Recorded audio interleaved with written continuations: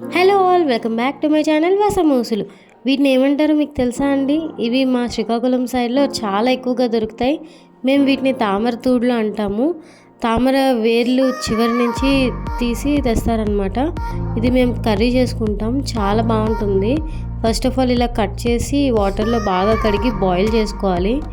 ఇందులో fibre content చాలా ఎక్కువ ఉంటుంది, సో హెల్త్కి చాలా మంచిది.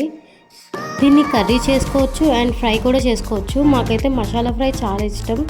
దానికోసం ఉల్లిపాయలు, జీలకర్ర ఇలా పేస్ట్ చేసుకోవాలి. నేను మా అమ్మగారు వాళ్ళ ఇంటికి వచ్చిన ప్రతిసారి ఇలాంటి ఫుడ్స్ అయితే నేను చాలా ట్రై చేస్తాను.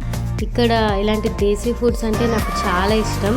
హైదరాబాద్లో ఇవన్నీ అస్సలు దొరకవు కదా, సో నేను ఇక్కడికి వచ్చిన ప్రతిసారి చాలా ఇష్టంగా ఇవన్నీ తెప్పించుకొని మరి తింటాను అన్నమాట.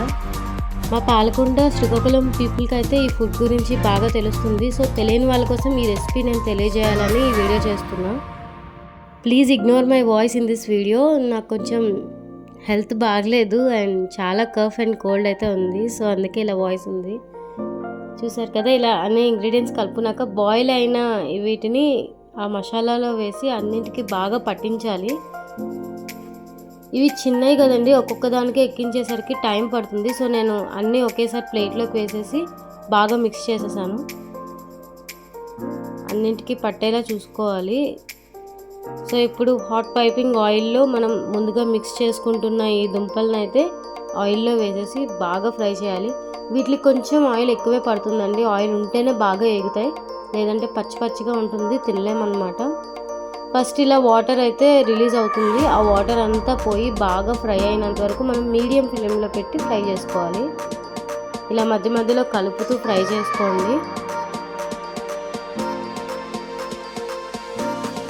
నాకు దాదాపు 25 to 30 మినిట్స్లో ఇలా అయితే ఫ్రై అయ్యింది. సో నేను బాగా సిమ్లో పెట్టి చేశాను. చూసారు కదా, ఫైనలీ ఇలా ఉంటుంది మనకి కర్రీ. ఎవరైనా ఈజీగా నచ్చేస్తారనమాట ఈ కర్రీని, అంత బాగుంటుంది. సో మీరు డెఫినెట్లీ దొరికితే ట్రై చేయండి. వీటిని తామర తూడు అని అంటారు. సో మీ ఏరియాలో ఇవి దొరికితే డెఫినెట్లీ ట్రై చేయండి. ఇవి సమ్మర్లోనే ఎక్కువగా దొరుకుతాయి. సో ట్రై చేసి రెసిపీ ఎలా ఉందో నాకు చెప్పండి. మరొక కొత్త రెసిపీతో మళ్ళీ కలుద్దాం. Until then please do like, share and subscribe my channel వసమూసులు. Thank you so much for watching.